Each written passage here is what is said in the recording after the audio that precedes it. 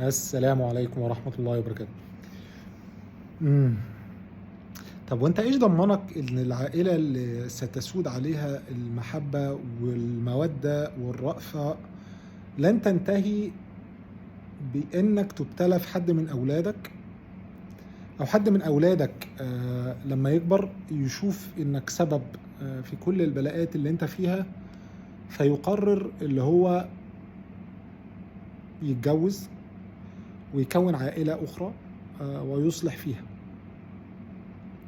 ايش ضمنك يعني انت، انا طبعا ما اعرفش تفاصيل، والحكم في الفقه فرع، يعني يقول لك الحكم على الشيء فرع عن تصوره. فانا طبعا انا بقول حكم عام، ولكن الحاجات دي ممكن يبقى فيها تفاصيل اكتر. ولكن شوف ربنا سبحانه الله عز وجل قال: فهل عسيتم ان توليتم ان تفسدوا في الارض وتقطعوا ارحامكم اولئك الذين لعنهم الله فاصمهم واعمى ابصارهم. الله عز وجل قال: يا أيها الذين آمنوا اتقوا الله الذي خلقكم من نفس واحدة وخلق منها زوجها وبث منهما رجالا كثيرا ونساء واتقوا الله الذي تساءلون به والأرحام إن الله كان عليكم رقيبا. والنبي صلى الله عليه وسلم قال: من أراد أن يبسط له في رزقه وينسأ له في أثره أو في عمله فليصل رحم. والصحابي الذي جاء فقال: لي أقرباء أصلهم ويقطعوني أبرهم ويعقوني مش عارف إيه، قال: فإن كان مثل ما قلت فكأنما تسفهم الملء وما زال معك من الله زي حفيظ أو حاجة زي كده، كما قال النبي صلى الله عليه وسلم. فالكسبان في المعادلة دي مين؟ أنت بتعامل ناس من البشر وبتكافئ من الله عز وجل. الله عز وجل الرحم معلقة في العرش، قال: أيرضيك أن أصل من وصلك وأن أقطع من قطعك؟ فمين اللي كسبان في المعادلة؟ يعني تخيل مثلا ان انت طبعا يعني ايه الموضوع برضو فيه مصالح ومفاسد، ولكن في قليل من الصلة، أقل قليل من الصلة. يعني انت أقاربك ده، النبي صلى الله عليه وسلم لما سئل النصيحة لمن، قال: لله ورسله وكتابه وعامة المسلمين وأئمتهم والحاجات دي كلها. فأنت لو هتنصح أقرب حد هتنصح مين؟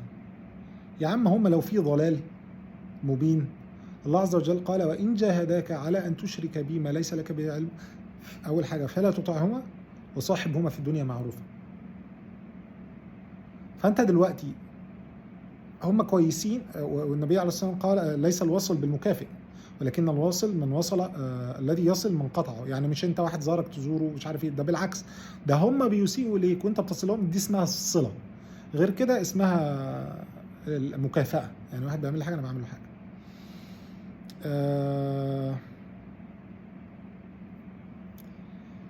فانت ايش ضمنك الحلم الوردي اللي انت رايح له، اللي انا هعمل اسره وهتسودها المحبه والبتاع؟ يا عم دي احلام ورديه، حاجات انت مش عارفها اصلا. انت تعمل اللي تتمنى لو حصل في المستقبل يحصل لك. لو انت اللي جه ايا كان هو مين اللي انت لا تعلمه في الغيب ابنك وما عجبوش تفكيرك، وانت طبعا لما تخلف هتلاقي نفسك يعني بتغضب، بتتعصب، بتعمل حاجات انت ما كنتش متخيل انك هتعملها، لانك مش مثالي، انت انسان في مشاعر وبتاع. فهتلاقي عيال ساعات بتزعق لعيالك، ساعات بتضربهم، ساعات بتقسو عليهم، وبعد كده ترجع تلوم نفسك وترجع تقول: انا ما كانش ليا اللي انا اربي عيال، ما كانش ليا اللي انا اخلف، مش عارف ايه. فانت ايش ضمنك؟ يعني انت يعني مش فاهم، انت مأمن جنة يعني؟ فلا، هم عليهم ليهم عليك حق، وهي الصلة.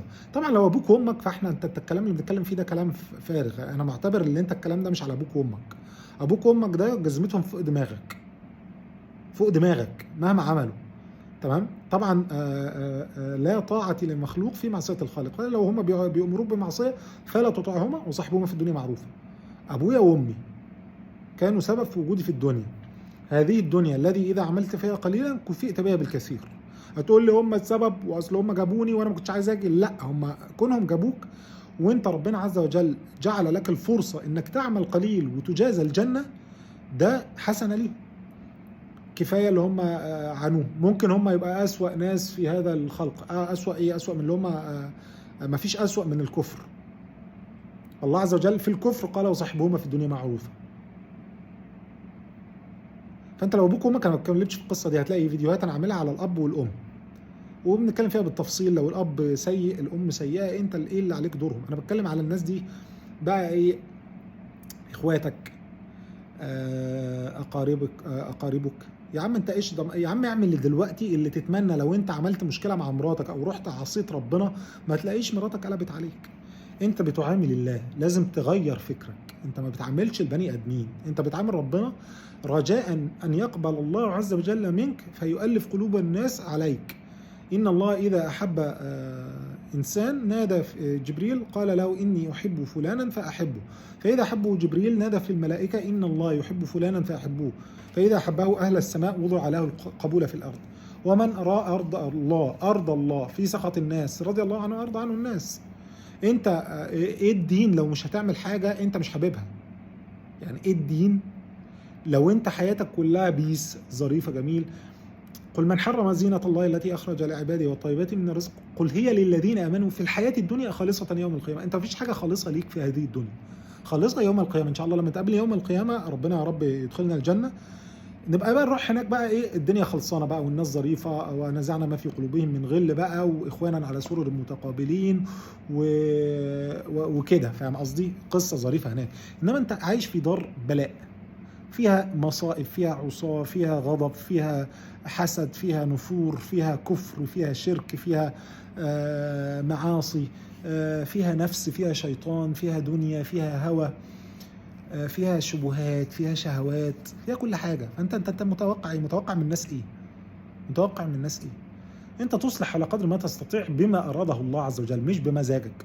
وطبعا كل واحد وليه ليميت، ولكن الليميت دي بتزيد كل ما بتقرب لربنا اكتر وتعرف سببك في الحياه. تاني في بيزك برنسبلز، في حاجات اساسيه. الحاجات الاساسيه دي ان ربنا خلقك والجنه حفت بالمكاره، النار حفت بالشهوات.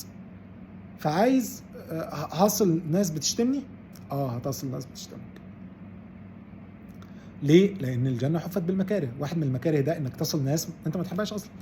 ولكن بقى انا مش في المقابل بقول لك انك تصل ناس انت ما بتحبهاش وتروح تصلهم عشان انت عايز بقى ايه، تيجي لك اكتئاب، تروح تنتحر. لا، هي الموضوع مصالح ومفاسد. لان هو انت ممكن نفسك لا تطيق شرع الله عز وجل. يعني طبعا مش قصدي كده، ولكن لا تطيق. الناس درجات، فاهم قصدي؟ وحتى العباده درجات. فلو انت هتيجي تقول لي والله اصلا لو رحت كلمتهم مثلا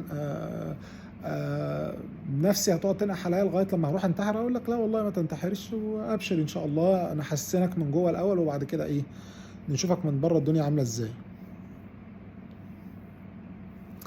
فانت اولا مش ضامن الاسره اللي انت هتعملها دي هتبقى شكلها عامل ازاي. ما ممكن تطلع ابنك يطلع زي ابن سيدنا نوح، كفر بالله عز وجل، او زوجة سيدنا نوح، او زوجة سيدنا لوط، او ابو جهل عم النبي صلى الله عليه وسلم. فاهم؟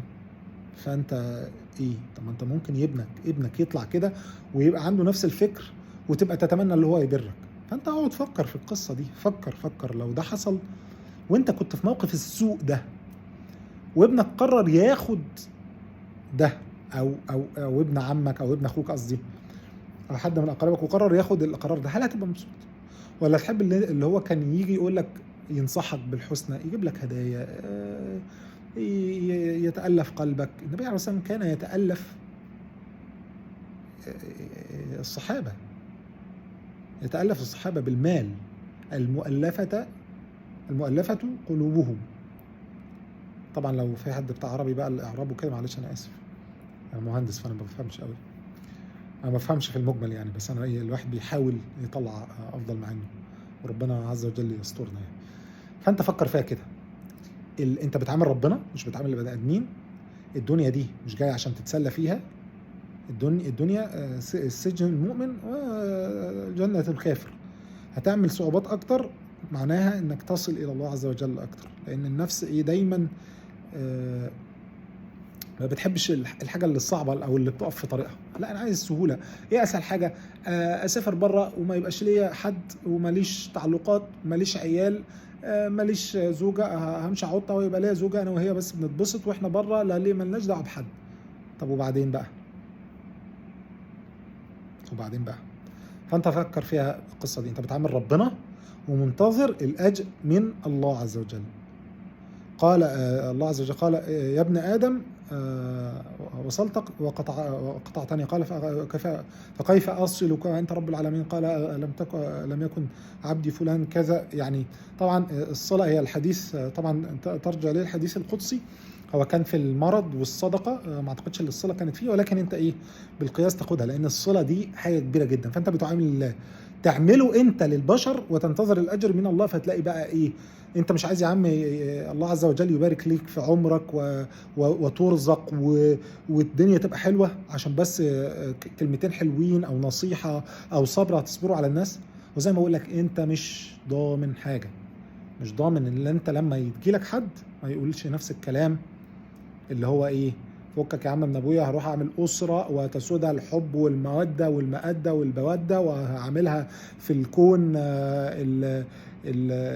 الافلاطوني اللي هو كل الناس بتحب فيها بعض. انسى يا عم، احنا عايشين في الدنيا سنوات خداعات يكذب فيها الصادق ويصدق فيها الكاذب، ويؤمن فيها الخائن ويخون فيها الأمين، وتنطق فيه الرويبضة.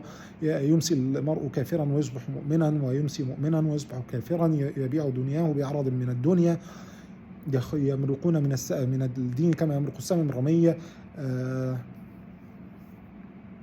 فكر كده، فكر. تعامل ربنا، انت مش ضامن، الجنة حفت بالمكاره، اعمل اللي انت تتمنى غيرك يعمله. اللهم المستعان. جزاك الله خيرا، اسال الله عز وجل ان يبارك فيك وان ييسر لك امرك. وزي ما قلت لك الصلاة هي اساسها، اللي هم بيعملوا الوحش وانت مع ذلك بتصلهم. والله المستعان. اسال الله عز وجل ان يجازينا خير الجزاء بصبر. ام حسبتم ان تدخلوا الجنة ولما يعلم الله الذين جاهدوا منكم ويعلم الصابرين.